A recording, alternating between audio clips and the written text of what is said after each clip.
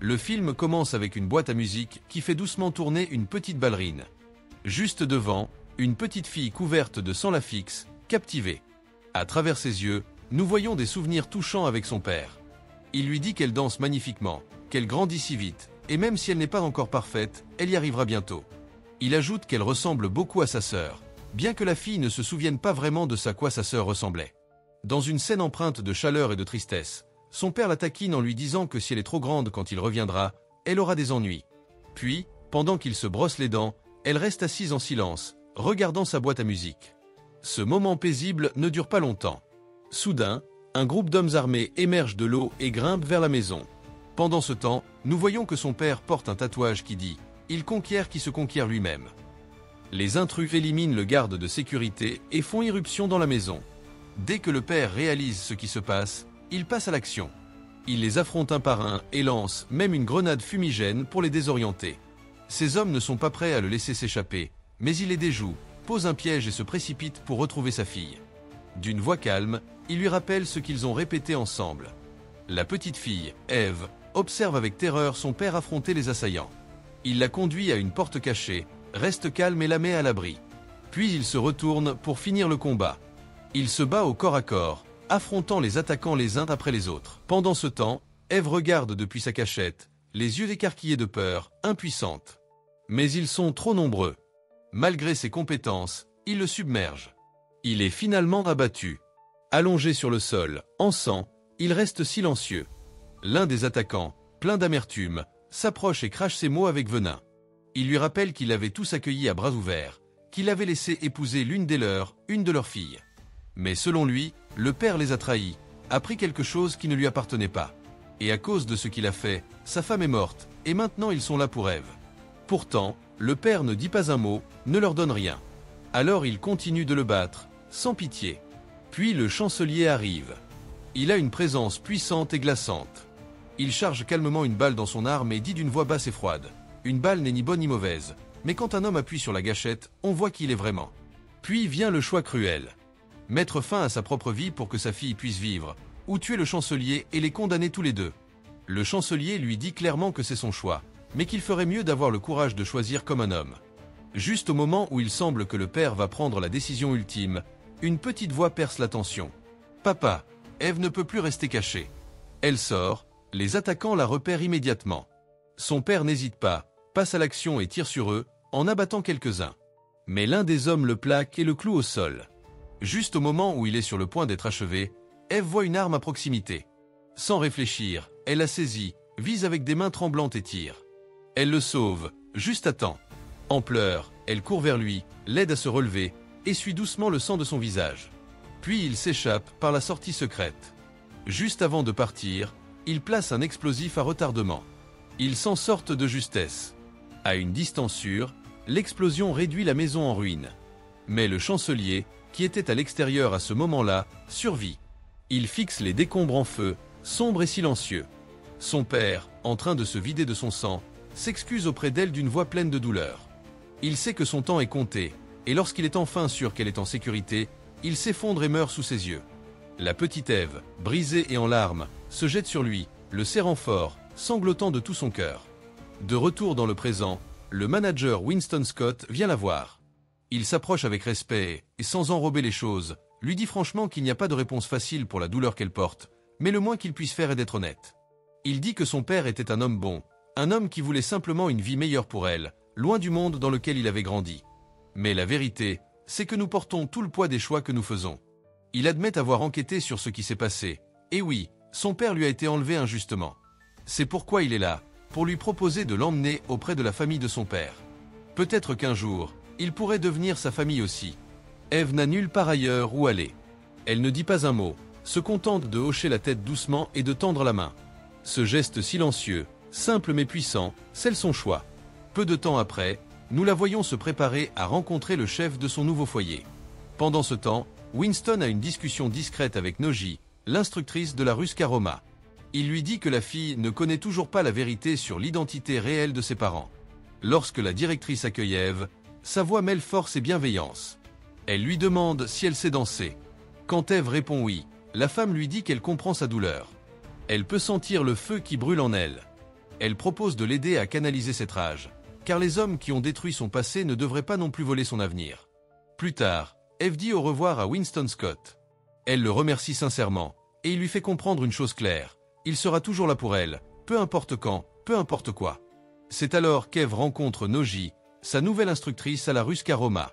C'est une institution secrète à haut risque, à laquelle son père appartenait autrefois. Il était un Kikimora.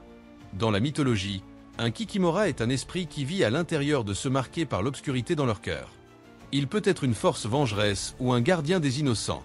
Deux faces d'une même pièce, tuer ou protéger, et maintenant ce choix lui appartient. À partir de ce moment, nous voyons Eve se consacrer au ballet, avec détermination et douleur. Chaque mouvement est une guerre contre elle-même, mais elle n'abandonne jamais.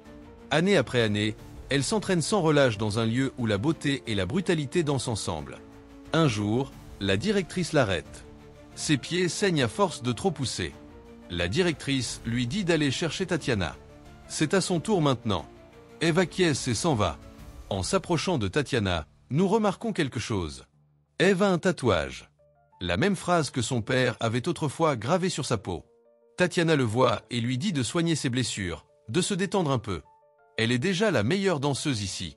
Mais Eve ne cherche pas la gloire. Elle veut quelque chose de plus. Elle veut devenir une Kikimora. C'est ainsi qu'un nouveau chapitre commence. Son entraînement devient plus intense. Elle apprend à tirer, à se déplacer dans l'ombre, à se battre avec précision et à tuer si nécessaire. Lentement mais sûrement, Eve cesse d'être une petite fille et commence à devenir une légende. À l'intérieur de la Ruska Roma, l'une des épreuves les plus importantes est simple. Protéger la personne qui vous est assignée, quoi qu'il arrive. C'est la seule règle qui ne peut être brisée. Eve participe à ces exercices, mais peu importe à quel point elle essaie, elle échoue constamment. Son instructrice, Noji, ne lui fait pas de cadeau. Elle lui dit clairement que son adversaire gagne parce qu'Eve le permet. Elle lui rappelle de ne pas céder.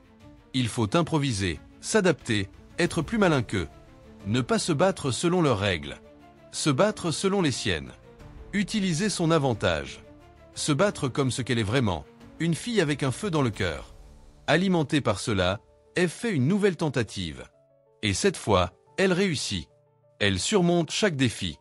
Mais un jour, elle va chercher Tatiana et découvre que toutes ses affaires ont disparu. Sans perdre une seconde, elle fait irruption dans le bureau de la directrice pour obtenir des réponses. La femme ne scie pas. Elle lui dit franchement que Tatiana ne fait plus partie de la Ruska Roma. Elle n'avait pas ce qu'il faut. Elle manquait de l'instinct de tueur qu'Eve possède. Tatiana ressentait de la tristesse, mais pas une vraie douleur. Désormais, leurs chemins se séparent. Puis, la directrice lui annonce la nouvelle. Le moment est venu. Eve est prête. Elle a atteint la dernière étape de son entraînement. On la conduit dans une pièce où une autre fille l'attend, quelqu'un qui s'est également entraîné sans relâche pendant 10 ans.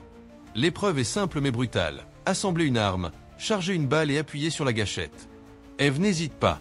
Elle le fait proprement, précisément, sans arrière-pensée. Comme au moment où elle a sauvé son père. La même épreuve. Mais cette fois, c'est elle qui tire. Puis nous voyons un jeune John Wick. Il est scellé par la directrice de la Ruska Roma comme membre protégé. Une marque est gravée dans son dos tandis qu'elle lui dit qu'une fois cela fait, il n'y a plus de retour à la maison. Eve observe tout cela. Alors que John Wick s'éloigne, Eve le rattrape. Curieuse, les yeux écarquillés, elle lui demande s'il est vraiment le légendaire Baba Yaga. Elle veut savoir. Comment s'en est-il sorti? Comment a-t-il fait tout cela? John la regarde et dit calmement que cette porte va se fermer plus vite qu'elle ne le pense. Et qu'elle a encore une chance de s'en aller. Lui, il essaie encore de trouver la sienne. Quelque temps plus tard, Eve reçoit sa première vraie mission. Elle est assignée à protéger une jeune femme, la fille d'un puissant allié de l'organisation. On craint que quelqu'un essaie de l'enlever. Le poids de la mission est énorme. La vie de cette fille est maintenant entre les mains d'Eve. On lui remet un Glock 43X renforcé et on l'envoie trouver la cible. La scène suivante nous emmène à une soirée huppée. Eve repère sa cible presque instantanément. Et comme on le craignait, le danger n'est pas loin. Une équipe d'hommes entraînés se met en place pour enlever la fille. Eve passe à l'action. Mais au début, elle est dépassée. Ces gars ne sont pas des amateurs. Ils ont été entraînés et se battent durement. Mais Eve s'adapte. Elle change de tactique. Un par un, elle commence à les abattre. Juste au moment où on dirait que c'est fini, le plus fort de l'équipe s'enfuit déjà avec la fille. Sans perdre une seconde, Eve court après lui. Elle repère un marteau, le saisit et s'élance sans hésiter. Elle le bête, coup après coup, animée par la rage, jusqu'à ce qu'il s'effondre. Elle sauve la fille. Mission accomplie. Plus tard, nous la voyons se faire tatouer à nouveau. La directrice observe avec fierté. Elle n'est plus une étudiante. Elle est une Kikimora. Les années passent. Maintenant, nous voyons Eve terminer une autre mission. Propre. Impeccable. Dans une salle de bain, elle soigne ses blessures. Avec une concentration glaciale, elle envoie la preuve que le travail est fait. Quelques secondes plus tard, son téléphone vibre. Paiement reçu. 750 000 $. Avec la mission derrière elle, Eve s'en va calmement au volant d'une BMW M4 F80. Mais sa paix ne dure pas. Soudain, une autre voiture percute la sienne. Violemment. Pas le temps de réfléchir. Elle sort et abat l'attaquant avec précision. Mais en inspectant le corps, quelque chose lui glace le sang, une marque sur sa main. Une croix. Le même symbole porté par les hommes qui ont tué son père.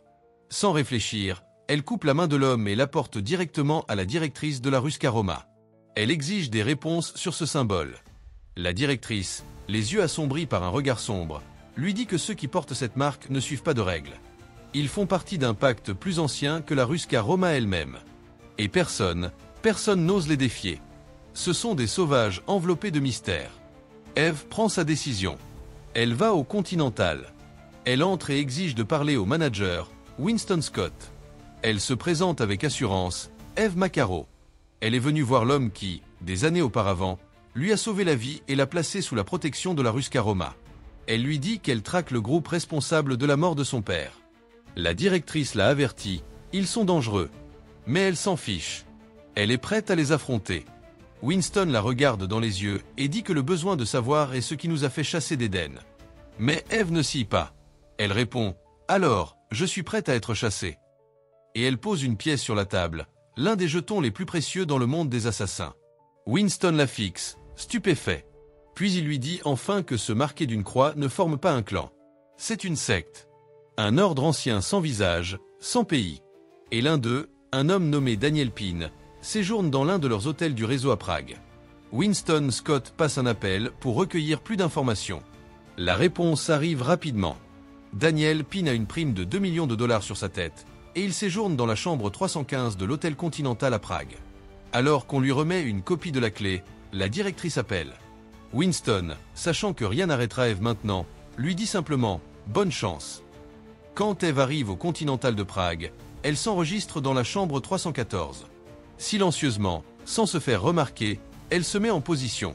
Elle n'est pas la seule à poursuivre Daniel Pin, et bientôt, d'autres découvrent que quelqu'un a déjà pénétré dans sa chambre.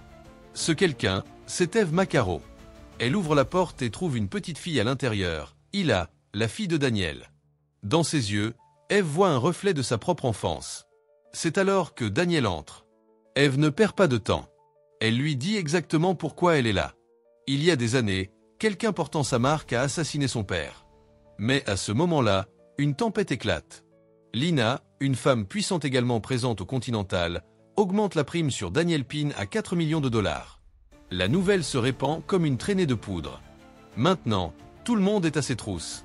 À bout de souffle, Daniel avoue. La vraie raison pour laquelle ils veulent sa mort, c'est pour atteindre sa fille, Hila.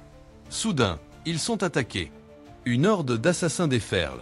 Eve riposte avec une précision mortelle, tenant la ligne, pendant que Daniel attrape Hila et s'enfuit. Mais Lina, elle sait déjà tout. Quand ils se retrouvent enfin, Daniel dit à Eve que personne ne quitte la secte vivant. C'est un lien qui dure pour toujours. Mais si Eve l'aide à protéger Hila, il lui dira où trouver les autres. Il s'agenouille, dit au revoir à sa fille et lui demande de faire confiance à Eve. Ils essaient de s'échapper seuls, mais l'histoire se répète. Quelques instants plus tard, Daniel est tué, sous les yeux d'Hila. Eve le voit se produire. Mais avant qu'elle ne puisse réagir, elle est assommée. Quand elle se réveille, Hila a disparu. Pendant ce temps, Lina rend compte au chancelier. Elle dit qu'il y avait une femme, quelqu'un qui ne cherchait pas la prime, mais Hila spécifiquement. Ils ne savent pas qui elle est, alors pour l'instant, ils l'ont laissée sous la protection du Continental.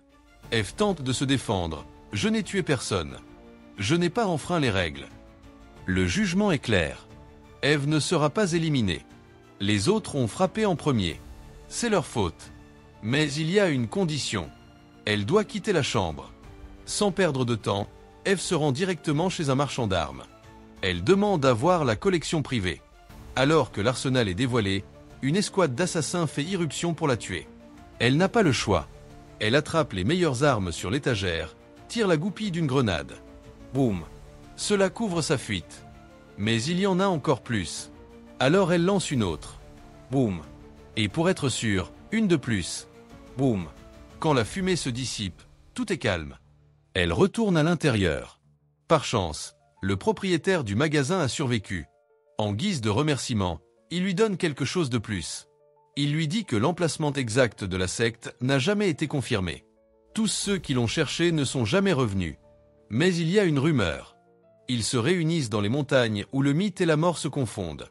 Eve hoche la tête, les yeux pleins de détermination. Elle demande un véhicule. Il lui remet les clés d'une Mustang. Sans regarder en arrière, elle prend la route, se dirigeant droit vers l'endroit où tout pourrait se terminer. Ou recommencer. Alors qu'elle conduit sur une route de montagne sinueuse, la directrice appelle. Le ton est sec. Froid. Elle sait déjà. Eve a enfreint les règles. Elle exige qu'elle fasse demi-tour immédiatement, l'avertissant. Si tu continues, tu n'auras plus le choix. Mais Eve, calme et déterminée, met fin à l'appel. Sans hésitation. Alors qu'elle traverse une petite ville tranquille, quelque chose attire son attention. Une vitrine. À l'intérieur, une boîte à musique, identique à celle de son enfance. Poussée par un étrange mélange de nostalgie et d'instinct, elle entre. Elle demande juste un café. Mais l'atmosphère du lieu est étrange. Trop calme. Quelque chose ne va pas. Puis, un homme massif entre. La tension monte instantanément. Avant qu'il ne puisse porter le premier coup, Eve bouge. Vite. L'instinct prend le dessus. Ce qui suit est un chaos. Elle utilise tout ce qu'elle peut, verre brisé, couvert, n'importe quoi. L'homme est une bête. Implacable. Mais Eve parvient à lui casser le bras et, alors qu'il vacille, elle lui tire dessus. Il s'effondre. Pas le temps de respirer. Eve court. Mais juste au moment où elle franchit la porte pour s'échapper, la serveuse lui barre le chemin, un couteau à la main. Elle essaie de la prendre par surprise. Mais les réflexes d'Eve, aiguisés par des années à la Rusca Roma, réagissent vite. Elle désarme la femme en quelques secondes, l'enferme dans une pièce à l'arrière et continue. Pas de temps pour se reposer. D'autres attaquants arrivent, prêts à la battre. Le magasin devient une zone de guerre. Combat rapproché. Un par un, Eve les élimine avec une précision mortelle. Blessée, mais vivante, elle s'échappe par une ruelle étroite. De loin, un tireur d'élite observe toute la scène. L'œil du chancelier. Il envoie le rapport, l'étrangère est toujours en vie. Le voyage d'Eve continue, mais quelque chose cloche maintenant. Toute la ville semble hostile. Sans avertissement. Sans raison. Tout le monde s'en prend à elle. Hommes, femmes, même les personnes âgées. Tous essaient de la tuer. Épuisée, en sang, elle continue de se battre. Chaque once de force. Chaque instinct. Mais ce n'est pas assez. Pas cette fois. Il la submerge. La coince. Et puis, Lena apparaît. Elle ne dit pas un mot. Elle tire simplement le col d'Eve et examine le tatouage dans son dos. C'est tout ce dont elle avait besoin. Elle donne l'ordre, mettez-la sous sédation. Quand Eve revient à elle, elle est prisonnière. Enchaînée. Faible. Non loin de là, le chancelier rend visite à la petite Ayla. D'un ton étrangement calme, il lui dit que son père a trahi leur voix en essayant de l'éloigner de la secte, un crime impardonnable. Mais la fille le fixe et dit « Je te hais de tout mon cœur pour m'avoir pris mon père ». C'est alors que Lena intervient. Lena se tourne vers le chancelier et confirme ce qu'il soupçonnait déjà. Eve fait partie de la Rusca Roma. Le chancelier ne scie pas. Il admet qu'il y a des années, il a rencontré la directrice de la maison. Et entre eux, un accord silencieux a été conclu. Un équilibre délicat entre les pouvoirs. Chacun jouant son rôle nécessaire. Toujours enchaînée mais pleinement consciente, Eve prend la parole. Elle n'est pas là pour une mission. Personne ne l'a envoyée. Mais maintenant, la Rusca Roma n'aura d'autre choix que de s'impliquer. Le chancelier répond sans hésiter. Il dit que son fils a essayé de lui prendre sa petite fille, de briser la lignée, de perturber un héritage plus ancien que la mémoire. C'est pourquoi il veut garder Ayla. Mais Eve riposte. Avec une fureur nourrie par les souvenirs d'enfance, elle rappelle que des hommes portant la marque de la secte ont envahi sa maison, assassiné son père et tenté de la tuer aussi. Le chancelier s'éloigne et parle en privé avec Lena. Il lui révèle enfin la vérité, celle qui a été cachée tout ce temps. Ève n'est pas venue pour des ordres. Elle n'est pas venue pour une prime. Elle est venue parce qu'il y a des années, ils ont tué son père. Ce qui signifie qu'Ève est sa fille. Ève et Lena sont sœurs. Cette révélation frappe Lena comme un coup de massue. À cet instant, des coups de feu éclatent. Ève s'est libérée. Elle s'échappe. Lena la poursuit, la coinçant finalement. Face à face, Lena, essoufflée, dit « Toute ma vie, j'ai cru que tu étais morte ». Découvrir qu'elle avait été élevée à l'extérieur, loin de la secte, ébranle Lena au plus profond d'elle-même. Cela la pousse à tout remettre en question.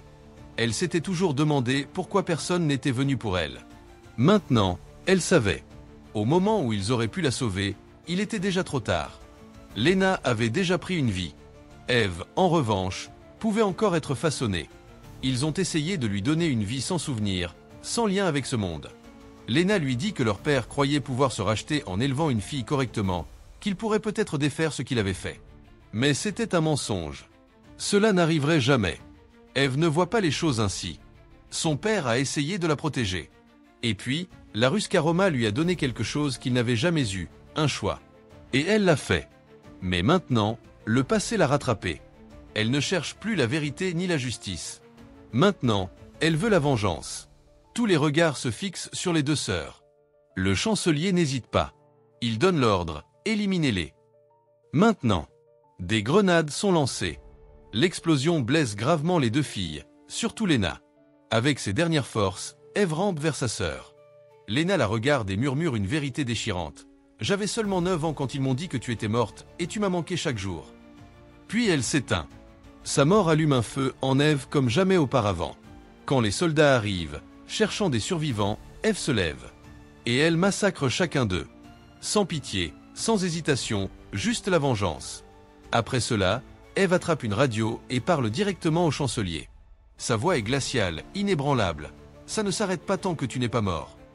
La menace est claire. Et le chancelier sait qu'il ne peut pas l'ignorer. Il contacte la directrice de la Ruscaroma.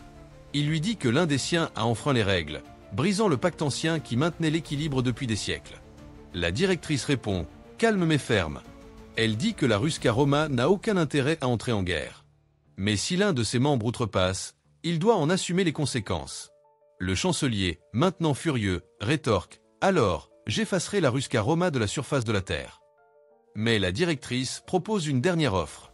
Elle enverra quelqu'un qui peut mettre fin à cela sans plus de bain de sang. Il conclut un marché. Si Ève est encore en vie à minuit, il y aura des représailles. Sans perdre de temps, la directrice demande l'emplacement de la ville, un secret qu'elle dit emporter avec elle. Puis elle passe l'appel, une décision irréversible. Elle expulse Ève de la Ruscaroma et convoque le seul homme qui n'a jamais échoué, John Wick, le Baba Yaga. Elle l'envoie directement à la porte du chancelier. Au même moment, le chancelier émet un décret. Personne ne doit intervenir. Quiconque essaiera sera exilé. Tout le monde doit rester en retrait et laisser le loup chasser. Car cette fois, le loup, c'est John Wick, et la proie, c'est Ève Macaro. Peu après, John Wick se retrouve face à face avec Ève. Il lui donne un choix, par maintenant. Et vit. Ou reste. Et meurt. Ève ne s'y même pas. Elle reste. Wick, ému par sa détermination, épargne sa vie. Pas une fois, mais 3 fois. Pourtant, elle refuse de céder. Sa soif de vengeance est trop profonde. Elle doit venger son père. Encore une fois, Wick la bête. Encore une fois, il lui dit de partir. Mais ensuite, ils regardent tous les deux l'horloge. Minuit approche. Et si le travail n'est pas terminé, le prix sera dévastateur. Le cœur lourd, Wick recule et la laisse partir. Pendant ce temps, l'œil du chancelier fait son rapport. Réactiver tous les protocoles d'urgence. Le chancelier donne l'ordre. Chaque citoyen est maintenant tenu de participer à la chasse à l'étrangère. Poussée par la rage, Ève fait irruption chez ses ennemis, les abattant un par un. Sans pause. Sans pitié. Enfin, elle pénètre dans l'armurerie, où sont conservées les armes les plus mortelles. La nouvelle se répand rapidement. Tout le monde se dirige là-bas pour l'arrêter. Le chancelier, sachant qu'Ève vient pour lui et pour Hila, donne un dernier ordre. Tuez-la. Maintenant. Et puis, le chaos. Un massacre éclate. Ève, pleinement déchaînée, traverse la foule. Arme à feu. Grenades volant. Flammes s'élevant. Mais il reste encore un homme debout. Le guerrier le plus fidèle du chancelier. Le dernier rempart entre Eve et la fin. Ils s'affrontent dans un duel sauvage. Des balles volent au milieu des flammes rugissantes. Au cœur du chaos, Eve disparaît à nouveau dans la fumée. Poussée par une seule chose, survivre. Et finir ce qu'elle a commencé. Elle regarde son compas. Main ferme. Concentration absolue. Sans hésitation, elle actionne l'interrupteur de son lance-flamme. Au même moment, au quartier général, quelqu'un avertit le chancelier. Nous devrions mettre votre meilleur guerrier à l'abri. Mais il refuse, inébranlable. Un vrai leader ne fuit pas. Un leader tient bon. Et se bat. Puis, une autre alerte. John Wick a disparu. Ils ont complètement perdu sa trace. Peu après, nous voyons Hila être emmené contre son gré. Pendant ce temps, Eve et l'exécuteur du chancelier, son guerrier le plus fidèle, s'affrontent dans une dernière bataille. Il déclenche son lance-flamme. Elle riposte avec un jet d'eau à haute pression. Aucun des deux ne recule. Mais Eve manque d'espace. Coincée. Nulle part où aller. Le leader lève son arme pour l'achever. Et puis, crac. Un tir parfait fend l'air. Le lance-flamme explose dans ses mains. John Wick, positionné comme tireur d'élite, vient de la sauver. Il est 23h56 et la règle est claire. Il ne peut tuer Eve que jusqu'à minuit. Personne d'autre. À cause de ce tir, sa position est compromise. Maintenant, chaque citoyen assez courageux pour s'en prendre à lui va devoir affronter John Wick. Pendant que le chaos se déchaîne, Eve fait tout ce qu'elle peut pour gagner du temps. Pendant ce temps, le chancelier s'enfuit, filant à toute vitesse avec Hila dans la voiture. Mais il ne va pas loin. Eve l'intercepte, force la voiture à s'arrêter. Face à face, le chancelier affiche un sourire d'arrogance froide. Il lui dit que rien ne changera. Le village continuera de fonctionner. Le système, élevant des enfants pour la secte, vivra pendant des générations. Mais Eve, fatiguée des promesses vides et des discours creux, ne dit rien. Jusqu'à ce que, de loin, John Wick appuie sur la gâchette. Sans hésitation. Le chancelier s'effondre, mort. Eve marche vers la voiture, prend doucement Hila dans ses bras et l'emporte. Quelques instants plus tard, John Wick contacte la directrice de la Ruska Roma par radio. Sa voix est calme et basse. C'est fait. Il est mort. Quelque temps plus tard, contre toute attente, Daniel se révèle être vivant.